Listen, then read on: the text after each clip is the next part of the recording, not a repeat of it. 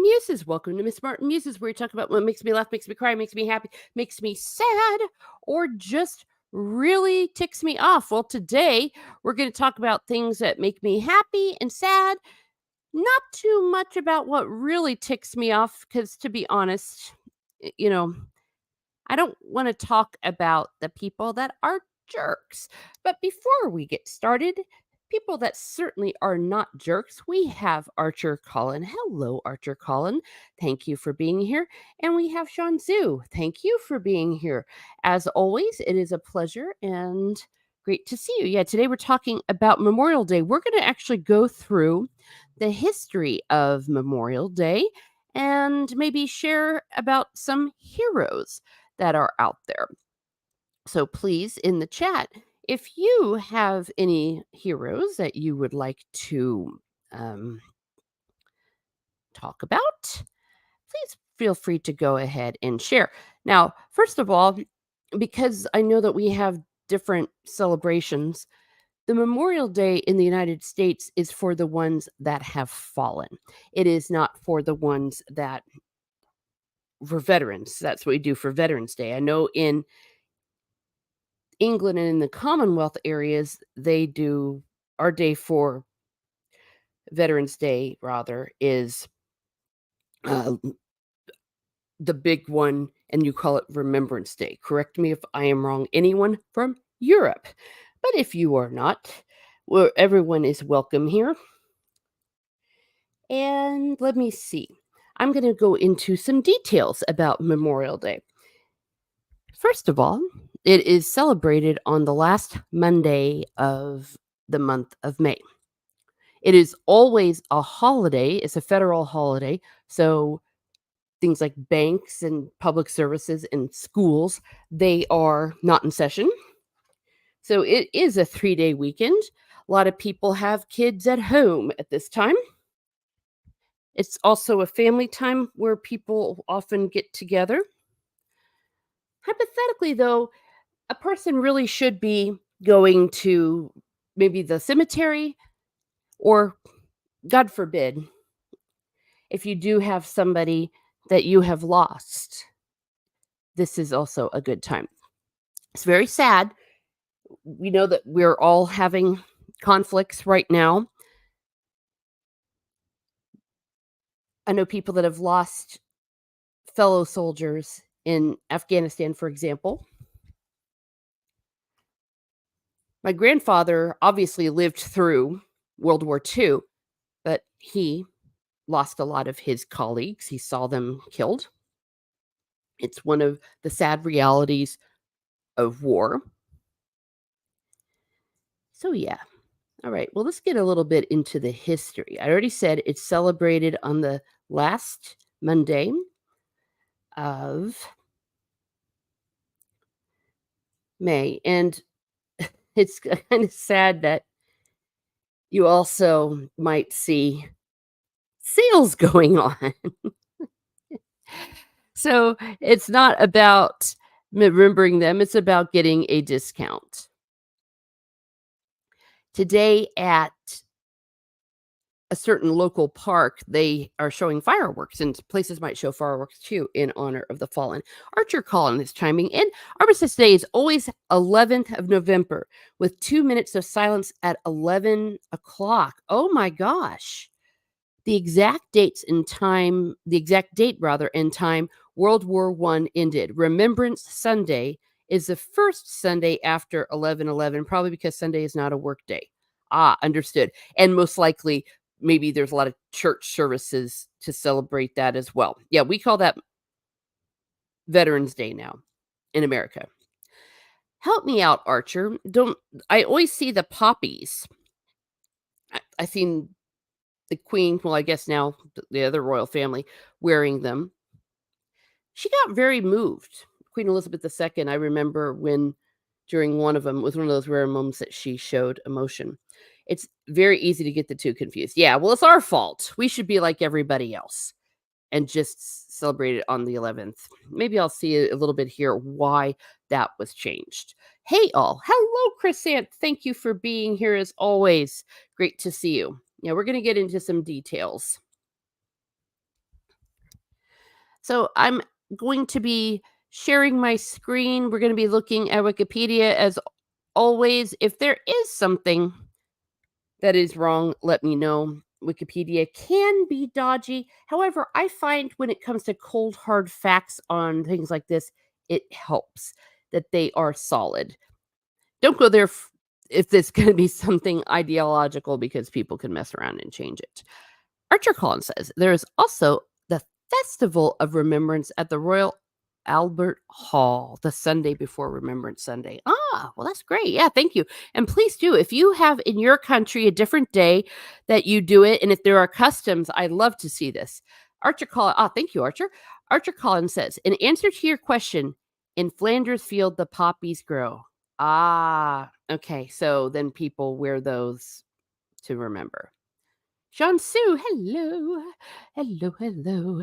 I always thought the split was to honor the fallen on Memorial Day and living on Veterans Day. Yes, correct. Yeah, I think that's why we did it in America, which kind of makes sense. But in other places, they didn't. Yeah. Let me see there.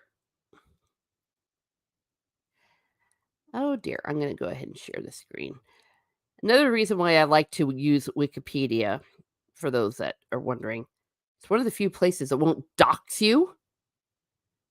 I learned that the hard way back in the day when I first started sharing screens. If you go onto certain websites, they'll pop up and say, "Oh, since you live near this place and all that." And I'm like, "Yikes, don't be doing that. You jerks. You jerks." Archer Collins says, which is why the last scene of Blackadder Goes Forth is so emotional. Oh, interesting. Yeah, I like Blackadder. I've watched the first season, most of it. All right. It originally was known as Decoration Day. It is a day for visiting cemeteries. Yeah, this is what it's technically supposed to be. A day for visiting cemeteries and memorials to mourn the military personnel who died in the line of duty. Volunteers will place American flags on the graves of those military personnel in national cemeteries. Others, such as family and friends, will also come to lay flowers on the graves of those who died in the U.S. military. Mhm. Oh, Archer says that we tend to combine the two in the UK. Yes, understandable. Correct. And in the Commonwealth, if I am correct. Al says Memorial Day is also considered the unofficial beginning of summer. That is true. It used to be that was the last day of school. Not so much anymore. It depends on where you live. There are some places that hold a rather strict Memorial Day is the end of school, or the Friday before Memorial Day is the end of school, and then you start back after Labor Day. It used to be that way. There's reasons why it's changed in other places. That's not a discussion for today. But yes, we all know that summer is when the solstice happens. Check this out. The first national observance of Memorial Day occurred on May 30th, 1868. It was Decoration Day, and it was proclaimed by Commander Chief J.A. Logan of the Grand Army of the Republic to honor the Union soldiers in the Civil War.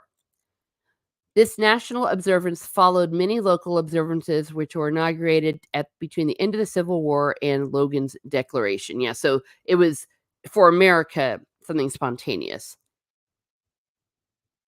Many cities claim to be the first to observe it. Of course they do.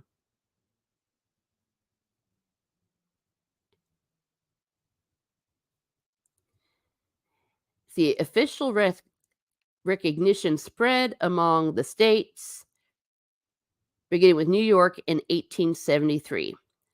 By 1890, every Union state had adopted it. The World Wars turned it into a day of remembrance for all members of the U.S. military who fought and died in service. In 1971, Congress standardized the holiday as Memorial Day and changed its observance to the last Monday in May. Two other days celebrate those who have served or are serving in the U.S. military: Armed Forces Day, which is earlier in May, an unofficial U.S. holiday for honoring those currently serving in the armed forces, and Veterans Day on November 11th, which honors all of those who have served in the United States Armed Forces. Okay, and then it goes into a lot of details that we don't need to go into. That's how it all happened in the United States. And as we've been talking about earlier, that there are many other days, and that the 11th was something in Europe. Let me see. Shansu says that's Labor Day in the US, which occurs in September. Hello, it's Biggles Mets. Biggles Mets. We are talking about Memorial Day and other things because it is a musing day. It is Monday musings. So we can muse, but right now it's not an open musing. So we're musing on vets, or rather the fallen. If you have any stories you'd like to share or anything in your country of origin, I know Biggles, you're here in America, but maybe you have someone that has fallen in service. Archer Collins says, so about half a century earlier than we had Remembrance then. Correct. Yeah. So I guess we had Memorial Day before Remembrance Day. And because we already had Memorial Day, we tended to call 11th Veterans Day to also honor that. Sounds good to me. And always, I always tell people that this is not an area of expertise in which I have, so we are learning together. Because that's what we do here at Miss Martin Muses. Now, some things that really move me, I'm going to share here. Wait, let me make sure I've got the correct presentation. I had the opportunity to go to D-Day in Normandy. It was unbelievably moving. Maybe I'll be able to put a card in later to send you to my Teresa Travels, where we discussed and shared all of my pictures of Normandy. Let me get this slideshow going. There we are. Let me make it bigger.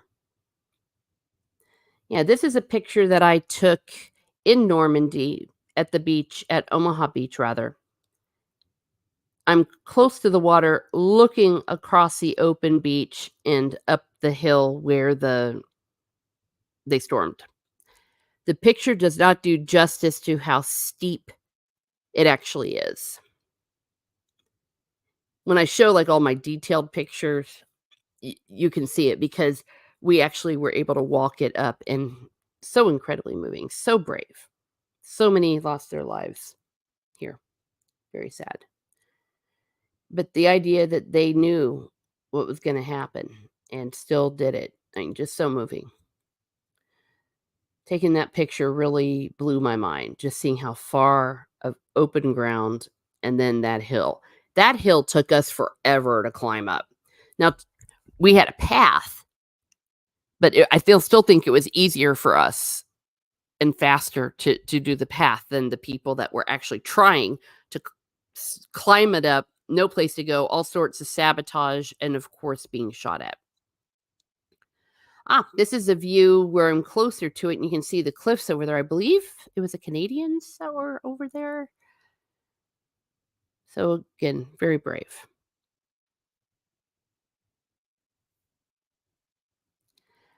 Someone had left this on the beach, and I was very moved. 3 American flags, which makes me think it was for 3 specific people. But that moved me, so I took a picture of it. I don't know when they were left, but probably relatively soon before I was there with my friend. So yeah, remembering those who lost their lives at the beach. Now, my grandfather was at the beach. He came onto shore on the makeshift harbor thing, but it was about 4 months afterwards.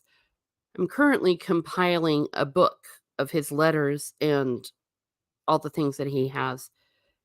It's just taking forever because it's very hard to archive them correctly. Okay, Shansu says, not to mention that troops were dropped off into the surf up to shoulder deep. That is correct. And sadly, many drowned rather, because it's so heavy in the surf. Many got seasick going across. Saving Private Ryan shows this very well. Yeah, so these are my pictures here.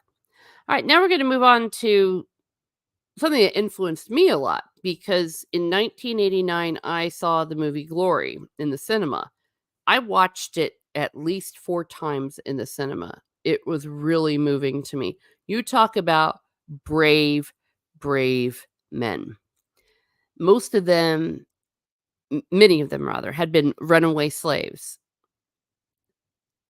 And by joining the Union Army and going south and fighting, they were literally risking their lives because if they were caught, they were going to be returned to slavery. They also weren't going to be given the same prisoner of war rights as well. And of course, not just them, but those in command. So any white man in charge of them. So all of them were incredibly brave. Took huge casualties. Archer Collins says, my feed has recently had a number of D-Day related videos, in particular regarding the deceptive operations. When you talk about the deceptive operations, are you referring to the the, the fake ones rather? Like where they had fake chatter going that we were supposed to be landing at Calais. I think that was one of them. Fascinating story. Yes, Matthew Broderick played Robert Shaw in the movie. Correct. It's probably the best role he ever played. He was fantastic in it. But yeah, this is a real picture of them. If you haven't seen Glory, you have to see it.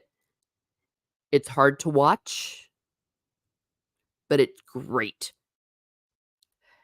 Because remember, back then, the myth is that, oh, only racists were in the South. Oh, no.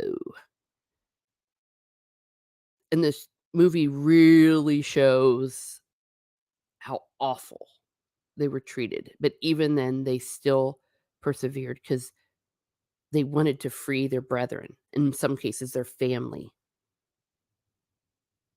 Or, yeah, 54th Massachusetts. This is Robert Shaw. He commanded them.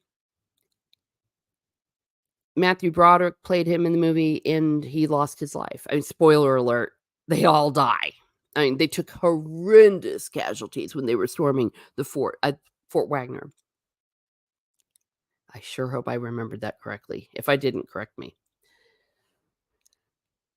Sean Sue says many of those were brilliant, like the inflatable tanks and sounds of troops played to fool them spying from a distance. Yes, going back to D-Day, correct. Now, I think the reason why we're seeing so much D-Day, of course, is because we're coming up on the 80th anniversary.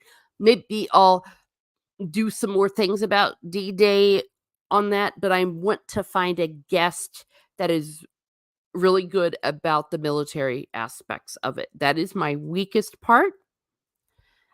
I tend to study ideas, social history, the effects of these things, and the military stuff is just not something I have a great expertise in. Archer Collins says, did he ever need a bigger boat? Sorry, but with that name. Oh, I see what you're saying. Op Fortitude, was that what it was called? Yeah, let me see. Let me see something here. No, I mean, sure hope I guess there's another actor with that name. Oh my goodness. Yeah, the 54th Massachusetts Regiment.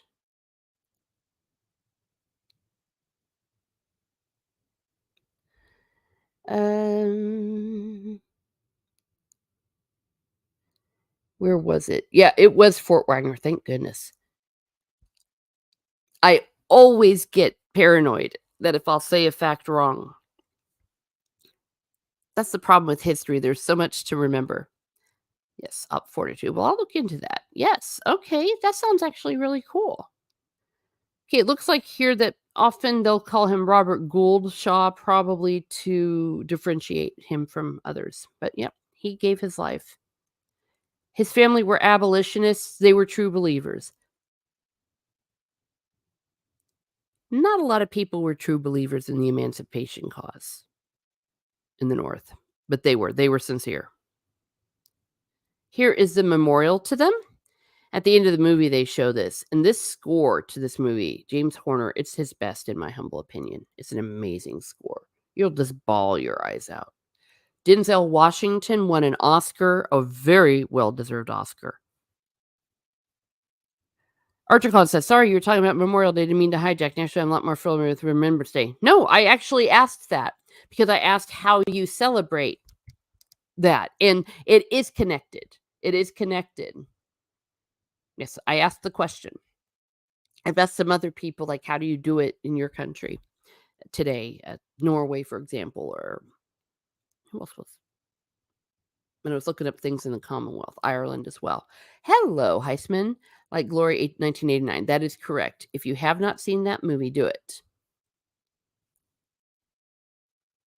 All right, now I want to move on one more. Obviously, J.R. Tolkien did not lose his life, but as he said, by 1918, all but one of my close friends were dead. What they did in World War One just blows my mind. I often can barely even think of it because it's so sad. They were cannon fodder, if you will, in those and living in those trenches and all of that. And yeah, the men were just gone, the young men. Tolkien survived, but he says all but one of his close friends were dead. They're doing a new movie. Angel Studios is doing a movie about CS Lewis and Tolkien. I forget what it's called. It's called Fellowship. I really hope they do justice to this. The other movie that they did, they left out Tolkien's faith, which you cannot do. I mean, they showed him, okay, kind of going to church, but it you want to talk about a true believer through and through. You've got to. It's the same way when if you do something with C.S. Lewis, you can't. I mean, it's in their works. They did it in different ways, but it's just so much of who they are and their outlook and what affected them. I really look forward to that movie. I really hope they do justice, but it's just so sad to me. Just gone. There was a thing back then that you had a lot of single women, like a lot of single women. Why? Because there were no men to marry. It also was awful to me because those that did survive had to come back to the influenza pandemic. I've seen it 100 times, yeah. Since it came out on video, I can't tell you how many times I've seen Glory. Interestingly, says Archer Collin, one of the characters in Blackadder says something similar about being the last of his group. Oh, yeah. Tolkien and Lewis, heavily Christian, is Hollywood even capable of not screwing it up? Well, this is Angel Studios, so it's not Hollywood. They're the ones that did Sound of Freedom, the recent Mother Cabrini movie, Saint Cabrini, and this. They're gonna do it right. They do The Chosen. They're the studio that does The Chosen. The Chosen is incredibly popular. I have opinions on it. Maybe I'll do a video or a review of it sometime. Some of The Chosen is absolutely amazing. and some of it is absolutely asinine. Shansu says, World War II led to the invention of tanks. Oh, World War One, rather, led to the invention of tanks, which were originally developed simply to make it possible to get troops through dangerous areas. Interesting. You see, that's the kind of stuff that I am not very strong on. I do know about the aviation and the start of aviation in war during it. But yeah, that's cool about tanks. They fight the rights to get it released. Archer Collins says it was made worse by the idea of the PALS Brigade, which meant many men in any particular unit were from a small area, so heavy casualties meant depopulation at home. Yes, that was also an issue in the Civil War as well. Just every man in their own town. So this PALS Brigade thing, I'm assuming, Archer, they quit doing that. I honestly just don't know. I don't know how it's done. And I think it was a situation in the American Civil War where 5 brothers died. They used that in as a premise for Saving Private Ryan. And after that, I think they tried to split up brothers, if I'm recalling correctly. Jeff Smith, hello, he brought the Marmite. Rishi is talking about bringing back the draft. Interesting.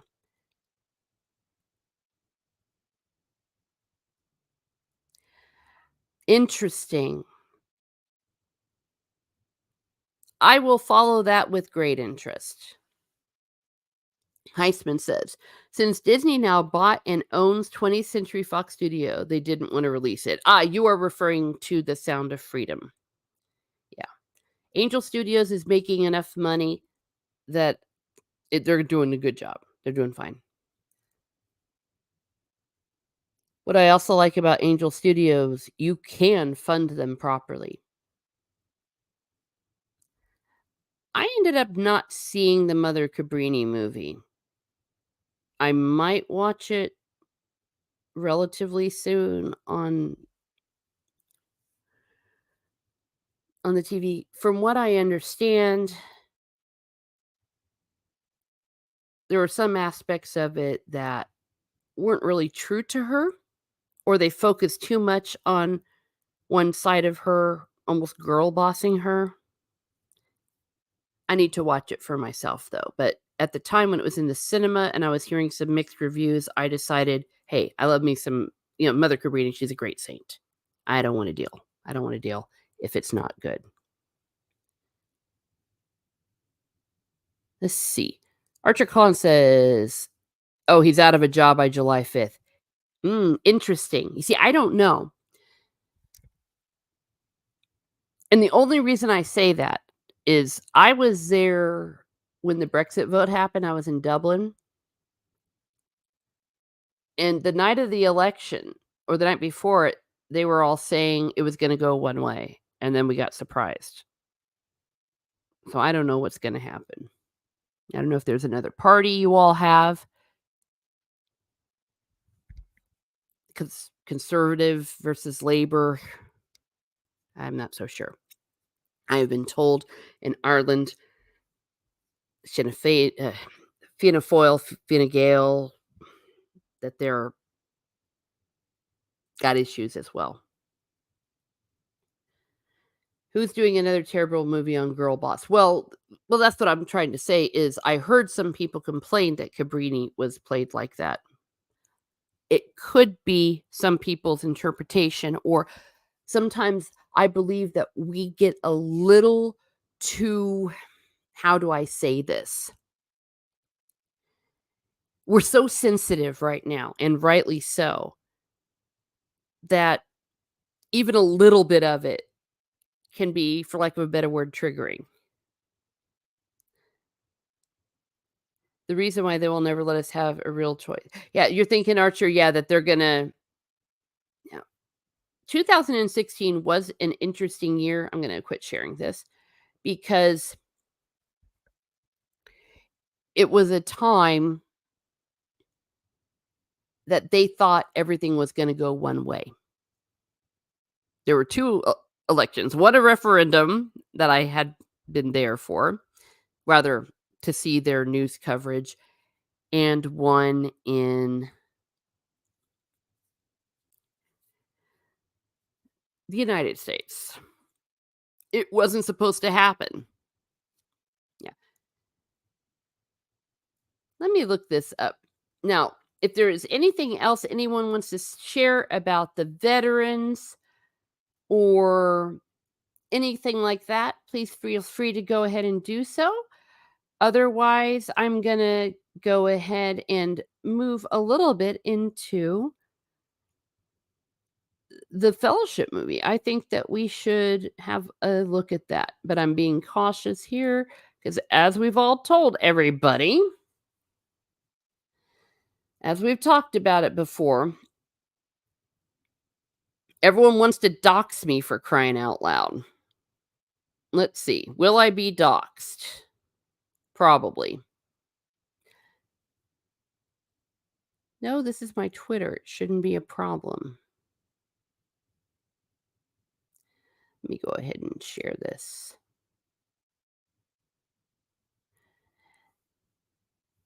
All right. Archercon says, jaded, overly sensitive, how we've been trained by the inner trace of the last decade. Yeah. Well, I'm saying rightly so. Rightly so. We've come by it honestly. 2024 will be the year it is all reversed. Oh, Heisman has a story. My great grandfather and his brother was a soldier in World War II. Ah, excellent. My grandfather was in World War II, and he left the letters to my aunt, and then my aunt passed them on to me to archive and all put together. It's been taking forever. And the reason is because letter after letter after letter. And what's really cool is he has like his newsletter from his regiment. So much social history is in there. They would have all sorts of tournaments, they would have card games and the like, and they would use cigarettes as their money.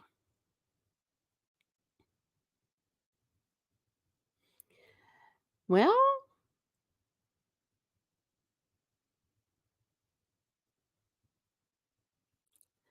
yeah, I'm gonna go to the Angel Studios place.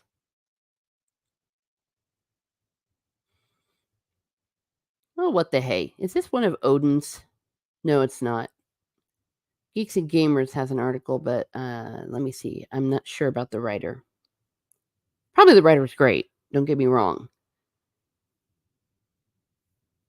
Also, grandpa was in army, but in medic. Ah, okay. My father was in World War II. My grandfather was in World War One. Dang. Wow. Yeah, see, that's another thing that kind of blows my mind is that the men that fought in World War One, they came home, they built a family. Many of them had children, only to have their children go off to war. Tolkien was one of them. Oh man, you could become like a member of Angel Studios here. Let's see, watch studio. Is there a search? Yeah, let me see this. They've only announced fellowship, so it could be quite a while before they do anything. Well, this is interesting. You'd think they'd have it on their website. New releases, invest, shop, pay it forward, blog. Maybe it's on the blog. Let me look on the blog.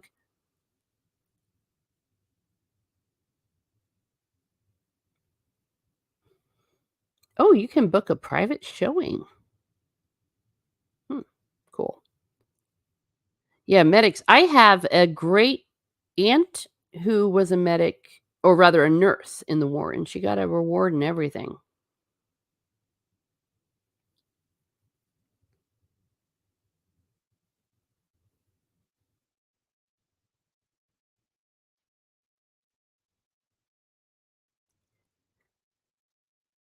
Let me see. I'm going to double check this. Make sure I won't get doxxed. Entertainment, social media, blah, blah, blah. Okay, it looks like it is safe. Here we go, kids. I'm going to share it now.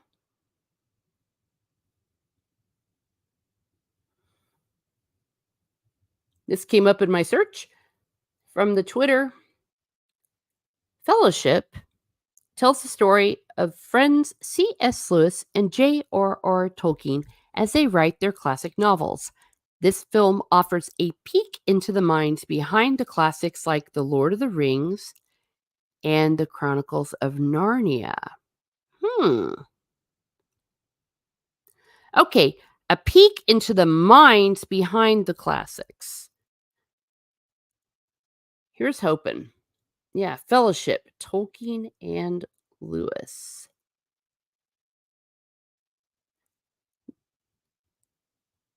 This article says Fellowship, Tolkien and Lewis will explore Tolkien and Lewis's processes while they write their series of novels, The Lord of the Rings and The Chronicles of Narnia. Both authors were close friends and formed an informal literary discussion group in the early 1930s called the Inklings. Yes, Precious. This could be fun. This could be a lot of fun. Could be because I'm also jaded. The weekly meetings took place in the local pub in Oxford called the Eagle and Child, but locally known as Bird and Baby. Members included Warren Lewis, yes, C.S. Lewis's brother, and it says some names here. Tolkien himself described the meetings as a feast of reason and flow of the soul. These meetings were also where Tolkien read pages of The Lord of the Rings aloud, with Lewis reading out of The Silent Planet. And the writer of the article says Angel Studios is known for being more faith based. Therefore, many people are expressing interest in their portrayal of two very devout Christian and Catholic authors, respectively. A fresh new take on these brilliant men's lives should be aspiring to view, and I, for one, am looking forward. Yeah, okay, that's a personal opinion. Okay. Yeah, you're Christian and Catholic. I know what the person means. Actually, let's give credit where credit's due. Who wrote this? Jess Lind. Okay. Let me get out of here. It just helps because it did affect slightly the differences in their telling and how they wanted to present what they were doing. I think sometimes people misunderstand the Tolkien aspect of it. I'm really the Tolkien and Catholic aspect rather, really hoping they get some very good consultants because Tolkien, while not being an allegory, that thing is Catholic through and through, and he has said it on more than one occasion. But there's a certain soul of Catholicism that people maybe don't get. So they're like, "How is that Catholic?" And it's like, well, first of all, if he says it is, but it's just breathing through the work. It's a thing. C.S. Lewis was having a different audience. For one, he was an allegory, and his audience were children. Children, rather, with the Chronicles of Narnia. He also was coming from a more Protestant point of view, and I say more Protestant because he was a high church Anglican. Sometimes people call that Catholic light. So he had some of the same outlooks, some of the same views, if you will, some of that same soul of things. Lots of books have been written about this. Tolkien Lewis could be a mystery series. Nice. Wow, that is how he made The Hobbit and The Lord of the Rings. This is a movie. It is a movie in the making. It's going to be called Fellowship, Tolkien and Lewis. It's going to be by Angel Studios. Maybe forgive me if you said that earlier and I didn't see it because I was reading. Tolkien really hated Disney. Oh, yes. Yes. What does he say? It's everything that I loathed. And my if you wanna see more, have a look at my letters. I have a series of letters to J.R.R. Tolkien. My next video actually will be about why Tolkien and Lewis drew apart. Obviously, from Tolkien's point of view, because it's his letter. It was sad, but maybe inevitable, or maybe just that's just what happens with the passing of time. We'll see in the letter. That's from his point of view. Maybe I'll look it up what C.S. Lewis has to say about it, if he did. Didn't Tolkien say he hated allegory? He despised it. Yes. Well, okay, that's a very, very strong word. Yes, he did not want allegory. No. Now, understand though that an allegory is a one-to-one correlation. That doesn't mean that he didn't infuse his work with something because he said so. I mean, what did he say? He said, everything that I know about the Virgin Mary, I put into Galadriel. But you wouldn't say that Galadriel is Mary. On the other hand, everything he knows about Mary, he put into that character. That's how Tolkien did it. That's what I'm saying. It's a different sensibility. But no, like, was the ring supposed to be a nuclear bomb? No. Was literally Galadriel supposed to be Mary? I mean, I know people that have tried to argue with me about what Tolkien said about it. I tend to believe the author when he says so and saying, well, she didn't do this, she didn't do that. And it's like, well, no, she's not a one-to-one. As in the person, what does Heisman say? Is no, I think he hated Disney Studio. Archie Klein, I know he said that he disliked it. Yeah. Oh, yeah. He dislikes allegory. And that's one reason he wasn't as crazy about The Lion, the Witch, and the Wardrobe, which was an allegory. Aslan is Jesus. I mean, it's on the nose, especially in The Lion, the Witch, and the Wardrobe. However, if that's what C.S. Lewis was doing, just a different way of writing. Also remember that Tolkien was a different kind of writer than C.S. Lewis. That's why I think this could be very fascinating because they're going back and forth and they're discussing, hopefully, they'll show these kind of ideas taking fruition. And the arguments they had, of course, they had arguments, personal and literary. But Tolkien always appreciated what he said. You know, you can appreciate someone's criticism without agreeing with them.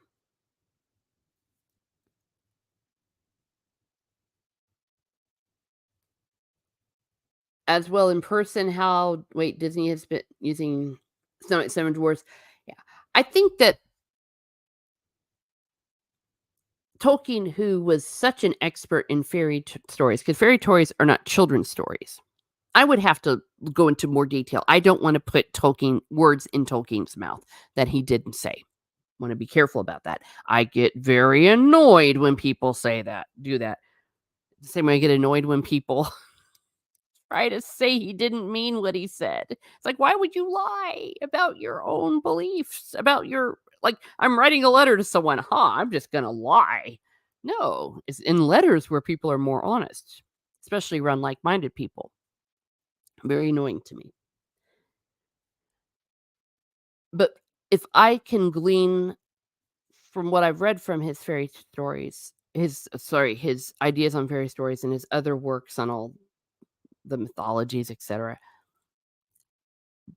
by making fairy tales into kiddie stories, making them kid friendly. I think that that would not be something of his sensibility. I need to look up maybe more details. Maybe he gets more specific. If anyone knows, please let me know. No, I will not make a joke about Mary killing an ice troll. Well, here's the thing. That's, of course, that's not even Galadriel, let alone Mary. Actually, Mary, well, never mind, you know, crushing the serpent. But you see, that's just what I'm saying is it's a different sensibility, like, where you can put in ideas and have it be a breathing work of the faith without it being a one-to-one allegory.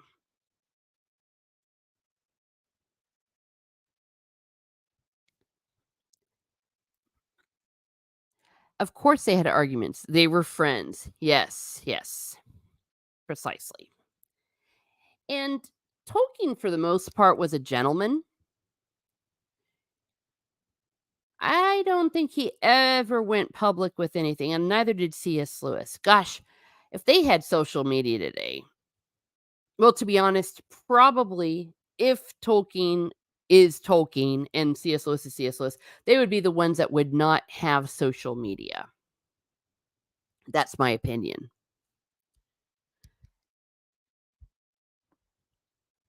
Or if they were part of our age, would they use social media? Would that have changed them? Social media has changed people.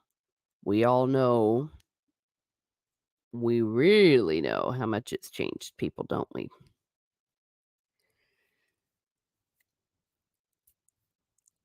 I won't say it turns people into monsters, but I think it has a way of bringing out the worst in us. But even then, I can't imagine they would do that. On the other hand, you can't take someone out of the century in which they lived. Of course, they had our Sarah friends. Okay, we're going to start winding down this party. Like I said, we're going into different kind of musings. So the first part is talking about that, and then we got into C.S. Lewis and Tolkien because we were discussing how Tolkien lost a lot of his friends. So again, those are my thoughts. If you have different thoughts, please let me know. Let me know in the comments. I'm going to be winding down this party. And let me see. I want to thank everyone that has been here. We had Archer Collin, we had Sean Sue, Heisman, I would already said Archer Collins. We had Biggles come by and say hello. We had Jeff Smith. We had who else? Oh, Chris Anth was here for a while. And anyone that came in and out, thank you for being here. And if I missed anyone, it was not deliberate. It just kind of happened. So have a great day, everyone. Have a great day. And be certain to remember the fallen.